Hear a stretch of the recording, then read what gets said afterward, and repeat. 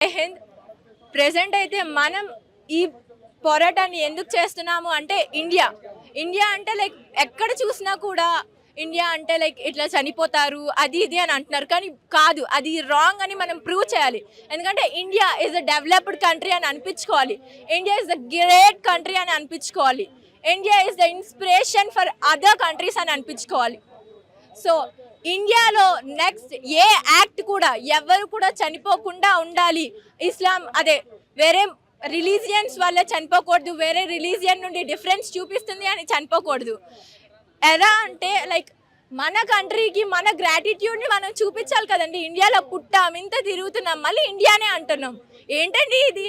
Like మనం పుట్టిన కంట్రీకి, మనకు పుట్టిన స్టేట్కి, పుట్టిన కంట్రీకి మనం అమ్మకి ఎలాగో వాల్యూ ఇస్తాం. సో మనకి ఈ కంట్రీ కూడా అమ్మ లాంటిదే కదా. సో మా అమ్మ ఇది కూడా అమ్మనే.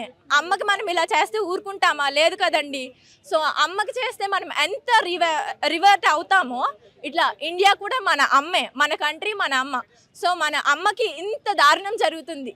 ప్రతి ఒక్కరు ఇంటి నుండి బయటకు వచ్చి అరే మా అమ్మకి ఇలా అయ్యింది అని చెప్పేసి వాళ్ళు బయటకు వచ్చి రిటర్న్ అవుట్ మొత్తం పాకిస్తానీ వాళ్ళందరినీ కూడా బయటికి పంపించాలి. అండ్ ఈక్వాలిటీ ఇక్కడ మనం చేయాల్సింది అంతా ఏం లేదు, జస్ట్ ఈక్వాలిటీ. రిలీజియన్ లేకుండా, క్యాస్ట్ లేకుండా ఏం లేదు, జస్ట్ ఓకే అందరం ఫ్రెండ్స్, అందరం ఒక ఫ్యామిలీ అన్నట్టే ఉండాలి.